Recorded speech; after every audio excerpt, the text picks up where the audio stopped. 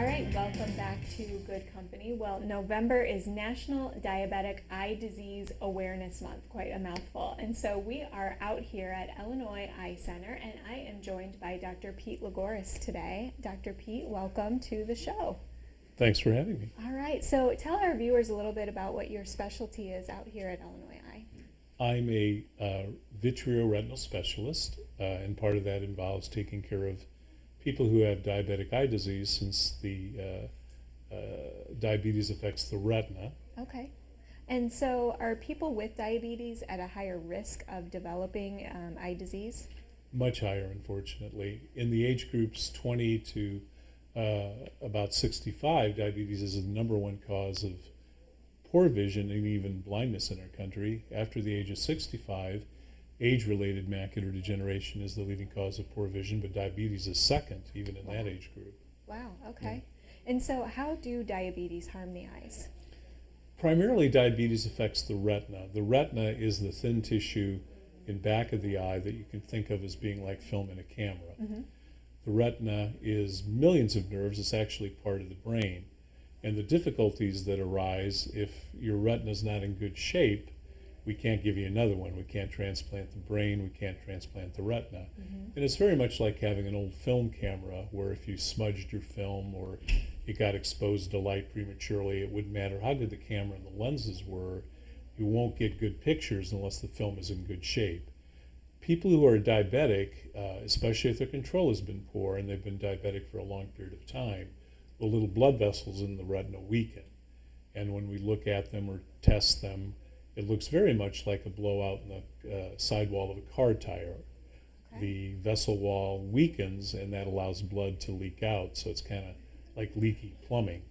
The blood accumulates in the retina and damages it, causing problems with vision, and in the more advanced extreme cases, the blood vessels actually shut off completely, and the retina doesn't get an adequate blood flow, and it makes some kind of chemical or factor that causes abnormal blood vessels that have never been there to grow on the surface of the retina, but they don't help the circulation at all.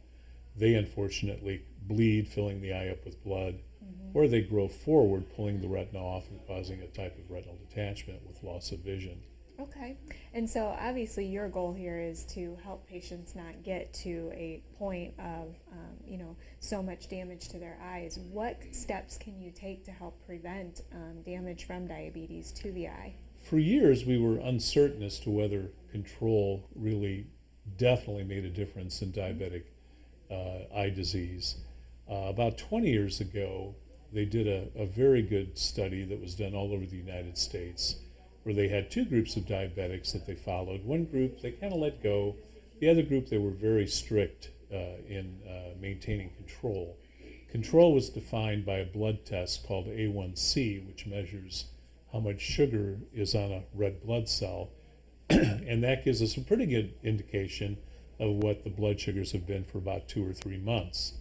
In that study, the good control group was defined as people who had A1Cs of 7.5 and below, and the bad control group was 7.5 and above.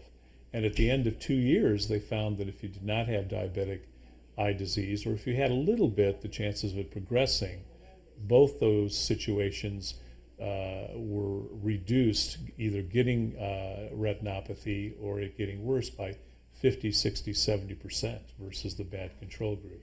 So the first step is for a diabetic patient. It's easy to say and very difficult to do sometimes, but they need very good control.